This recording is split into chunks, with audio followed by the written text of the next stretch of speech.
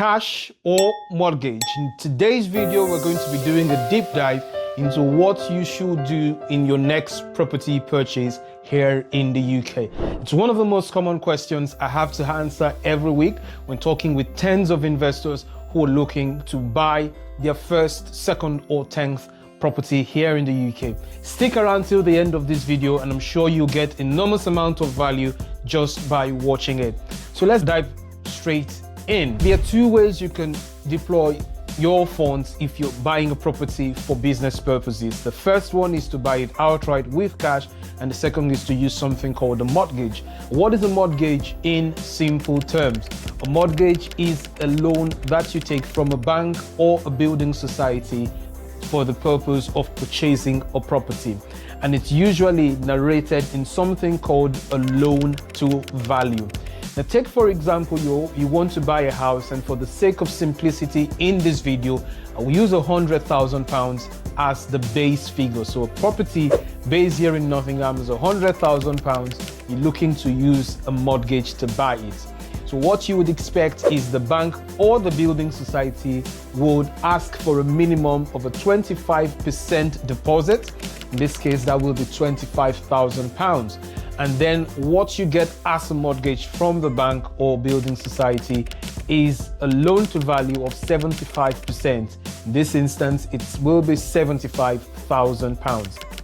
There will be other associated costs, as you would imagine. Definitely the stamp duty, which will be 5% on this property because it's less than 125,000. We're going to be doing another video on stamp duty in the coming days, so look out for that one. So stamp duty 5%, mortgage advisor fees, solicitor fees, insurance broker fees, all of those fees come up to in and around £3,000 to £4,000. And then you think about a light refurbishment, somewhere between £5,000 and £10,000, and inclusive of our fees. So we usually advise investors that they'll need in and around £50,000 to buy a single unit of a buy-to-let property here in Nottingham or across the Midlands. Now that said, you've made a deposit of £25,000 on a £100,000 property. A common question that investors ask, especially those from overseas, either because of the non-availability of mortgage options in their country of residence or a simple misunderstanding of the concept of debt.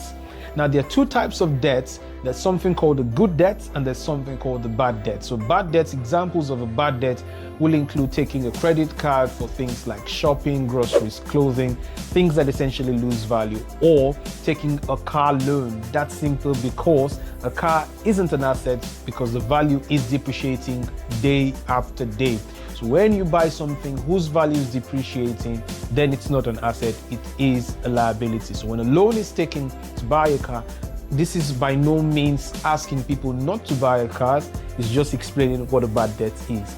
Taking a mortgage, on the other hand, to invest in a property that will yield you returns in terms of rental income and capital appreciation, that's an example of a good debt. Now, having understood what a good debt is, it means that you're leveraging other people's money, or PM, to make or build wealth for yourself. Now, back to our 100 grand example. You put down a 25% deposit, and now you're giving a 75% loan to value mortgage. What then gets interesting is that over the space of years, the rental income that comes in on the property, let's take for example, the rent on this property is £750 and the mortgage repayment every month is £400. Why would it be that? Because you're using something called an interest-only mortgage.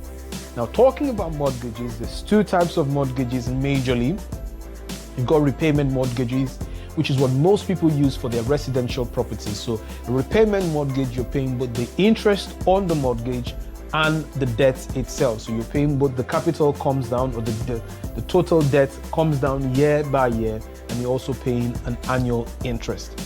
For an interest-only mortgage, which majority of buy-to-let investors use, you're paying only the interest on the debt every year. Take for example the £100,000 property, you got 75% loan to value mortgage, and you get a mortgage, for simplicity sakes, we put it at 5%. That's about £3,750 per annum. What that means is that every month your monthly mortgage will sit around 300 and something pounds. That means that every month you expect that the rent will pay for the mortgage, and then you can get some returns as your rental income every month. That's not where it gets interesting for using a mortgage. Where the property increases in value and in the right areas, having done a proper research, where we help investors, there's an annual growth of about 5% year on year. In 10 years, most properties in the right areas in the UK tend to double in their price. 10 to 12 years, most properties, I'm going to say that again, double in price. That's absolutely stunning when you think of it. If we go back to the house that was £100,000, in 10 years, or let's say in 15 years, the same house is now £150,000. Now, what has happened to the value of that house? It's added £50,000, and that's £50,000 added to your equity. So £25,000, which you started with, has just become £75,000 by something called capital appreciation.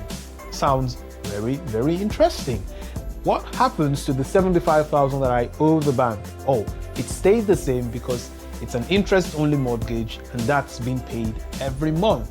And then we can come to when you have to do something called a refinance, which is what I'll come to in a subsequent video. So stay around and look out for that video. We'll be talking all things equity and the refinance process if you're looking to pull out funds or pull out equity from a property.